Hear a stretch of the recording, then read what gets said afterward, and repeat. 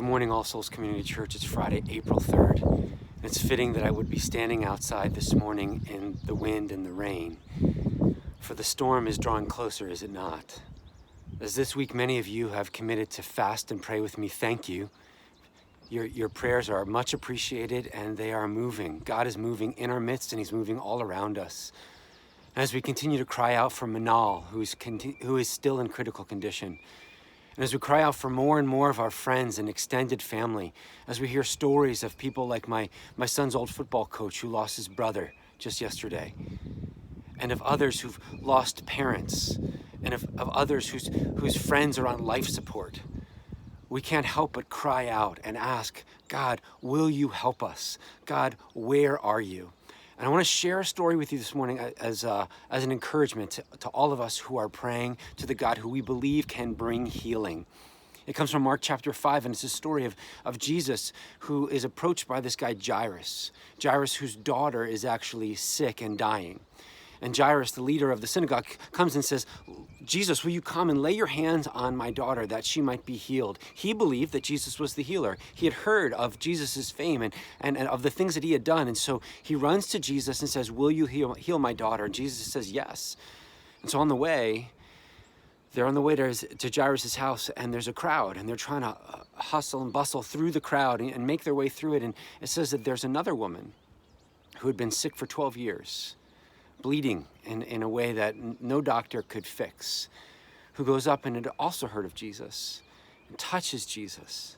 And it says power left Jesus in that moment, and the woman was healed. And Jesus stops and pays attention to this woman that no one else was seeing. He says, who touched me? And everyone's like, Jesus, there's a crowd of people. There's tons of people who had just touched you. And Jairus, can you imagine what Jairus was thinking in that moment? Come on, Jesus, come on. We're going to be late. You're going to be late.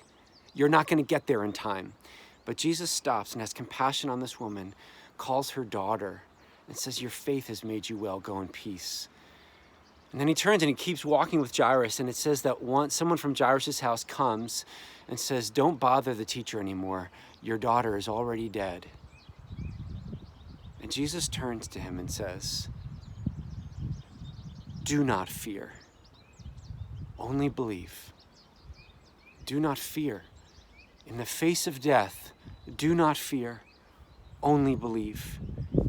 As the story goes on, Jesus goes to Jairus' house, prays over his daughter, and then declares, Talitha kumi, little girl, arise, and she gets up. What's the point of this story? Why is it in the Gospels? Because Jesus wants us to know the reason why he came is not simply to heal our disease, but to heal what's underneath all of the disease, what's underneath all of the plagues, this thing called sin and death, that he alone has the power over sin and death, so that even when it feels like he's too late, even when it feels like, Jesus, where were you? If you had come, then my loved one would not have died. Jesus' answer has been the same from the beginning. Don't you understand that I am the resurrection and the life? That death itself listens to me, the one who robbed the grave, the one that made the stone roll away on the third day, Easter, that we're going to celebrate next week, is the one who alone is our hope in times of trouble. And for those of you who have been tempted just now to tune out and say, you know what, I love the encouragement, but I can't buy into any of this supernatural stuff, can I challenge you for just a moment?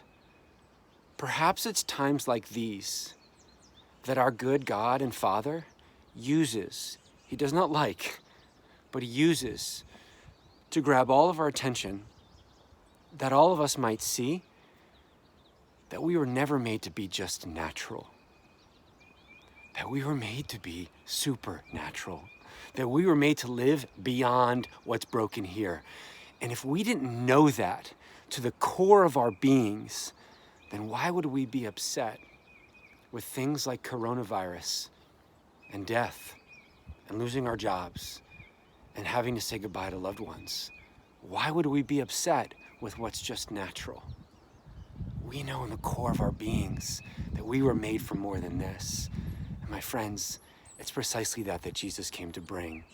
Hope and life eternal, even in the face of death. If you've lost loved ones this week, If you've been praying with us for our loved ones who are battling for life, thank you.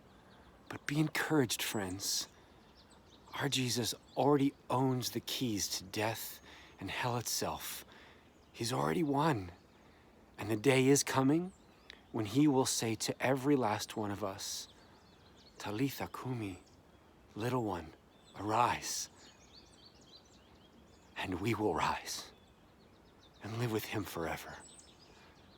Our hope is built on nothing less than this Jesus. God be with you.